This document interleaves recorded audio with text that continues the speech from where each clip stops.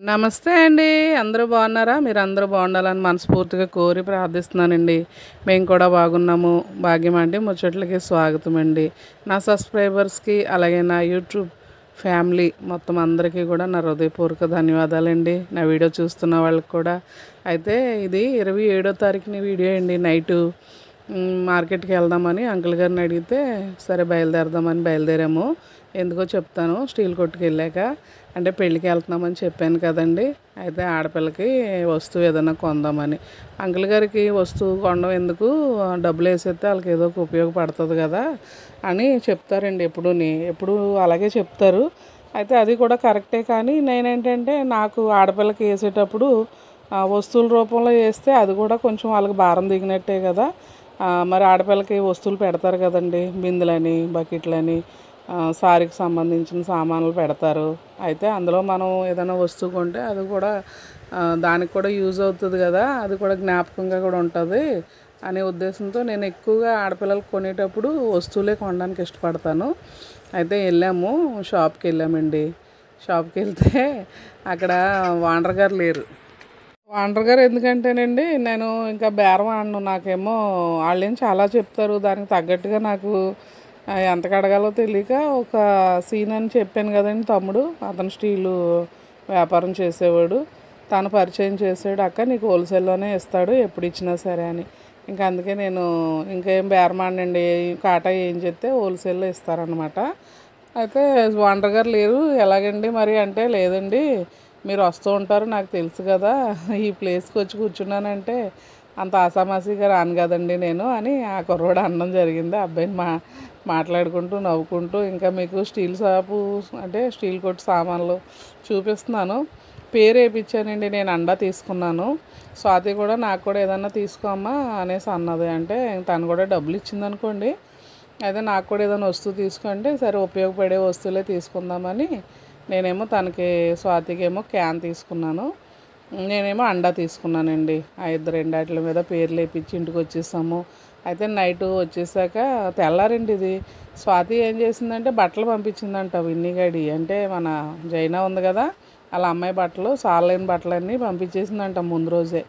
అయితే నాకు చెప్పలేదు ఝాన్సీ. నేనేమో పొద్దున్నే 3 గంటలు వేసి ప్రేయర్ చేసేసుకొని గబగబా స్నానం చేసేసి రెడీ అయిపోయాను. 4:30కి ఫోన్ చేస్తే బండి లేట్ అన్నారండి. ఇంక సరేలే లెగ్గొట్టడం ఎందుకని నేను ఇంకా అలా సైలెంట్గా కూర్చుంటే మళ్ళీ 7 గంటలకు వెళ్ళేటప్పుడు ఈ బట్టలు ఉన్నాయని కంగారు పడేసింది. ఇంకా అవన్నీ తోస్తాను అనుకోండి సంచిలో. ఇంక బయలుదేరుతున్నాం.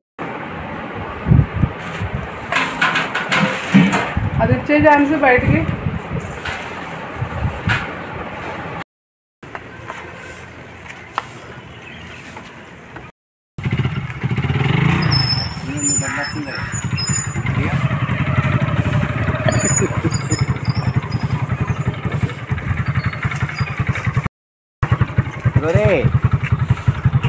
Bye bye. అంకుల్ గారు ఏమో నవ్వుతున్నారు కదండి. బట్టలు అంటే ఎప్పుడు వెళ్ళినా సరే లగేజ్ తోటే వెళ్తావు, ఎప్పుడు ఖాళీగా ఫ్రీగా వెళ్ళవు అని చెప్పేసి అంటున్నారు. అంటే నాకు కూడా ఏమన్నా ఉంటే తీసుకెళ్ళి పిల్లలకి ఇస్తే మామూలుగా వేసుకుంటారు కదా అని నేను ఎప్పుడు వెళ్ళినా సరే బట్టలు అవి ఉంటే తీసుకెళ్ళిపోతుంటానండి. అయితే ఇంకా స్టేషన్కి వచ్చేస్తే ఇంకా ఇదిగోండి ఇక్కడ స్వాతి అలా అయినా ఇంకా పిల్లలు వచ్చేసి ఉన్నారు. ఇక్కడ టీ తాగుతున్నారు. ఇంకా ఆడు చూడండి వాళ్ళ తాతను చూసాడంటే చాలండి, అడవుగా ఏదో వాళ్ళ తాతే ఇంకా ప్రపంచానికి హీరోలాగా వెళ్ళిపోతూ ఉంటాడనమాట. ఇంకా ఆడ ఆగట్లేదు. ఇంకా ఈలోపు ప్రసాద్ కూడా టీ తెచ్చి ఇచ్చాడండి నాకుని అంకుల్ గారికి. ఇంక మేము తాగేసి బయలుదేరదాం అనేసి ఇంకా సిద్ధంగా ఉన్నాము. అయితే బండి లేట్ అండి బాగానే. అసలు 5 గంటలకు రావాలా ఆ బండి. 11 తాతను చూస్తే అంత ఎగబడిపోతున్నావు ఏంటి? ఇన్హాస్ తగ్గిపోతున్నాడు అంటండి. ఎదిగే పిల్లలు తగ్గుతారండి, వాళ్ళకి తెలియదు కదా. అందుకని అలా మాట్లాడుకుంటున్నారు. సరే ఇంకా బయలుదేరామండి. అయితే బండి లేట్ అన్నాను కదా, అసలు 11 మేము గుడివాడలో ఉండాలండి. కాకపోతే టికెట్ ఏమో మేమేమో ఈ పూరి తిరుపతికి తీసుకున్నాము. మా మరిదిగారు వాళ్ళు కూడా ఈరోజే బయలుదేరతారు 28వ తారీఖుని అని మాకు తెలియదు. ఆయన 29న బయలుదేరతారేమో అనుకున్నాం. వాళ్ళు వచ్చి జన్మభూమికి తీసుకున్నారండి.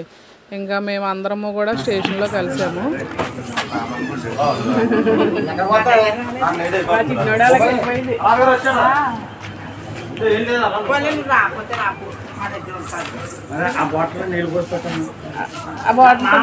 పినిహాస్ ఆడవాళ్ళ దగ్గరికి వెళ్ళరు కదండి, వెళ్ళాడు. మా తోటికోళ్ళేమో రమ్మంటే వెళ్ళలేదని మా మరిది గారి దగ్గరికి వెళ్ళిపోయాడు. అందుకు మా తోటికోళ్ళు అలాగ అంటుంది అనమాట. అయితే ఇగోండి ఇక్కడ మా ఆడబడుచుతోటి జోకులు వేసుకుంటా స్వాతి నవ్వుతుంది. మేనత్త కదండి, ఇంకా మేము కూడా జోకులు వేస్తుంటాము. ఇంకా అందరం బండి కోసం వెయిటింగు. అయితే జన్మభూమి తొందరగా వచ్చేసిందండి, మాదే లేటుగా వచ్చింది బండి. సరే మొత్తానికి మాట్లాడుకొని జర్నీ చేసాం. అయితే నేను పొద్దున్నే లేచిపోయానండి. ఈ లేచిపోవడం వల్ల నాకేమో నిద్ర వచ్చింది, కానీ 3 గంటలకే లేచిపోయాను. 4 గంటలకల్లా రెడీ అయిపోయాను కదా. కానీ బండి ఎక్కాక పడుకుందాం అనుకున్నాను, కానీ పడుకుందామంటే వాళ్ళేమో సీట్ ఇచ్చారు పాపము, కానీ వాళ్ళు నించున్నారు. ఎందుకంటే కూర్చోలేరు కదా మరి మీడియం ఎత్తే. ఇంక సరేలే మళ్ళీ ఏం కూర్చుంటాము, ఏం పడుకుంటాంలే అనేసి మళ్ళీ నేనే ఇంకా కూర్చుండిపోండి ఎంత అనేసి ఇంక గంట సేపు 2 గంటలే కదా అనుకున్నాను. అంటే 2 గంటలు కాదులేండి, ఇంచుమించు 1 గంటన్నర 2 ఆ టైంకి దిగాము. 8:30కి ఎక్కి ఇంకా బస్సుకు బయలుదేరుతున్నామండి. గుడివాడ స్టేషన్లో దిగి మళ్ళీ బస్సు ఎక్కేసి, బస్సు కూడా ఎక్కలేకపోయానండి, చాలా ఎత్తు మెట్లు.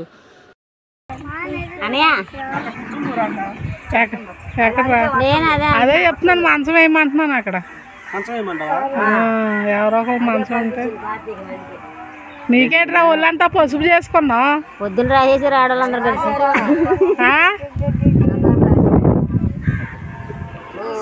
ఏంటి ఎలా ఉన్నావు? ఎలా ఉన్నావురా? ఇంకెంతమంది వస్తావే? నువ్వు భలే చెప్పావు. కానీ ఏదో విజయవాడ అనుకుంటున్నావు, అక్కడ బస్సు ఎక్కితే ఇక్కడ దిగడానికి.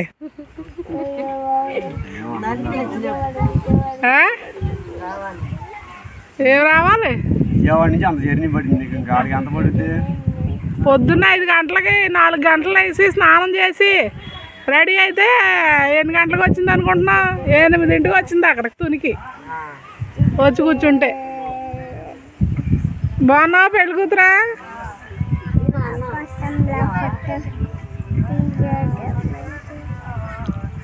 పెళ్లి కూతురు మేనమామ మొఖం చూపించాలి కదరా. అంతేనా? మరి రోజు చూసే పెట్టావు. మా వాళ్ళు చూడాలి కదరా, మా సబ్స్క్రైబర్స్ చూడాలి కదా. మరి పెళ్లి కూతురు ఇంత దూరం వచ్చి మా పెళ్లి కూతురు మా మేనమామ పెద్ద మేనమామ ఎవరని చెప్పొద్దా నేను? చెప్పు.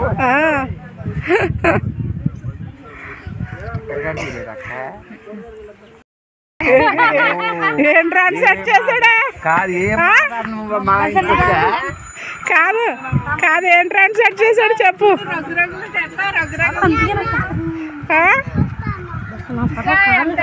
ఏం మేనగోడలేదు అంటే చెప్పవే రా, అలా చూస్తున్నావు. వాళ్ళు అన్నీ మేనగోడలే కదా.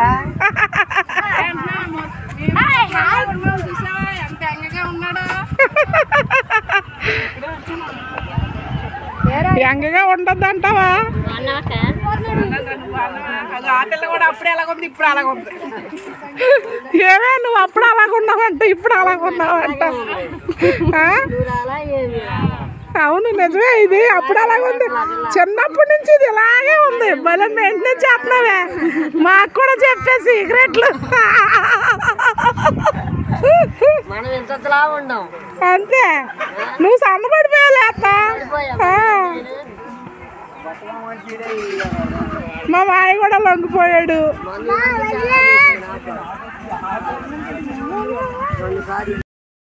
మొఖాలు చూపించుకుంటూ వెళ్ళిపోతే ఎలాగా మరి మా వాళ్ళకి, మా సబ్స్క్రైబర్స్కి?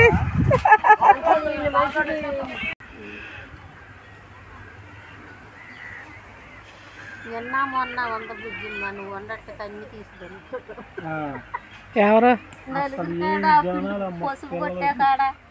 మా పిన్ని అంటుంది నిన్న మొన్న వస్తే ఇంకా బాగుండు, అందరూ ఉన్నారు తీద్దు అనేసి అంటుందండి. మా వాళ్ళు అలా ఎంకరేజ్ చేస్తారండి చాలా బాగా. మా ప్రతాప్ సెంటర్కి వచ్చి ఇంకో నన్ను బస్సు దిగాక తీసుకొస్తారు కదండి. ఇంక వచ్చాకండి ఎడావిడ అంతాని.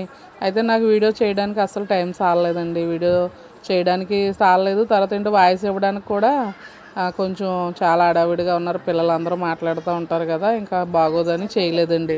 మ్యాక్సిమమ్ మళ్ళీ ట్రై చేస్తానండి వీడియోస్ అన్నీ పెట్టడానికి దాని తర్వాత ఒకవేళ కుదరకపోతే దయతో నన్ను ఏమనుకోవద్దు. తప్పనిసరిగా మటుకు పెడతానండి. ఇంతవరకు నా వీడియో చూసిన ప్రతి ఒక్కరికి నా హృదయపూర్వక ధన్యవాదాలండి. నా వీడియో నచ్చితే లైక్ చేసి షేర్ చేసి సబ్స్క్రైబ్ చేసుకోండి. ఉంటానండి. బాయ్.